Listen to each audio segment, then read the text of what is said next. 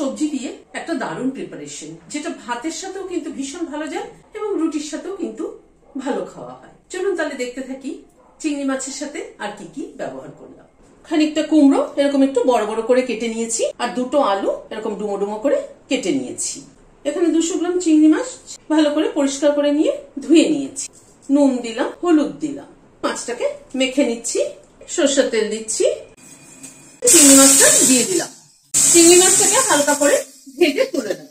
Minute 2 একটু নাড়াচাড়া করে নিলাম, তুলে নিচ্ছি। আবার একটুখানি তেল দিচ্ছি, 1/2 চামচ সাদা জিরে ফোড়নে দিলাম, একটা তেজপাতাকে ছিঁড়ে দিয়ে দিলাম। ফোড়নটাকে একটু ক্র্যাক করিয়ে নিচ্ছি। এবার আলুটা দিয়ে দিচ্ছি। আলুটাকে আমি একটু হালকা বয়েল করে নিয়েছি।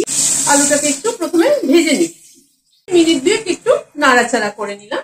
তারপরে কুমড়োটা দিয়ে দিচ্ছি, নুন দিয়ে দিচ্ছি, হলুদ দিয়ে দিচ্ছি, দিয়ে আলু কুমড়োটাকে একটু ভেজে নেব। এবার একটু ঢেকে দিচ্ছি।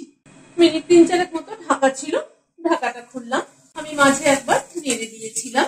আলু কুমড়োটা অনেকটাই ভাজা হয়ে এসছে। এখানে একটা পেঁয়াজ কুচি করে নিয়েছি, বড় সাইজের একটা পেঁয়াজ।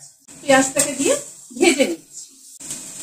পেঁয়াজটাকে দিয়ে এই মিনিট 2 সময় ধরে গ্যাসের ফ্লেমটাকে মিডিয়ামে রেখে ভেজে নিলাম। এখানে 1 ইঞ্চি মতো একটা আদার টুকরো, 4টে রসুনের কোয়া আর একটা কাঁচা লঙ্কা বেটে নিয়েছি, সেটা দিয়ে দিলাম। আবার একটু ভেজে নিচ্ছি। আদা রসুন কাঁচা লঙ্কাটাকে দিয়ে একটু নাড়াচাড়া করে নিলাম মিনিট খানেক। উঁচু 1 চামচ রোস্টেড ধনের গুঁড়ো দিলাম, হলুদ দিলাম, কাশ্মীরি রেড চিলি পাউডার দিলাম। সামান্য পরিমাণে একটু জল দিয়ে দিচ্ছি মশলাটা কষানোর জন্য। সবকিছুকে দিয়ে মশলাটাকে আবার একটু কষিয়ে নিচ্ছি। একটা টমেটো কুচি করে নিয়েছি, সেটা দিয়ে দিলাম। খানিকটা ধনেপাতা ডাঁটি দিয়ে দিলাম টুকরো টুকরো করে। এতে ফ্লেভারটা কিন্তু খুব ভালো হবে। ধনেপাতা স্টেমে কিন্তু মেইন ফ্লেভারটা থাকে। চিংড়ি মাছটাও দিয়ে দিলাম। চিংড়ি মাছটাও একসাথে তরকারির সাথে কষানো হয়ে যাবে। তরকারি কিন্তু যত ভালো কষানো হবে তত ভালো তরকারির টেস্ট হবে। 4-5 মিনিট সময় ধরে তরকারিটাকে কষিয়ে নিলাম। এবার নারকেলের দুধ দিয়ে দিচ্ছি।